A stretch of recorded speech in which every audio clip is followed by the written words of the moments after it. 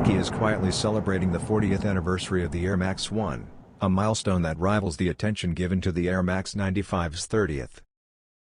Tinker Hatfield's iconic design continues to resonate after 4 decades, and the upcoming Evergreen Aura release underscores the timeless appeal. This colorway subtly tweaks the classic sport red and game royal themes with a fresh tint, while also introducing material changes. Leather now appears on the swoosh, heel counter, and mudguard for a more durable build. The result is a clean, versatile sneaker ideal for summer wear. Purists may debate the updates, but the added durability makes it practical for everyday use.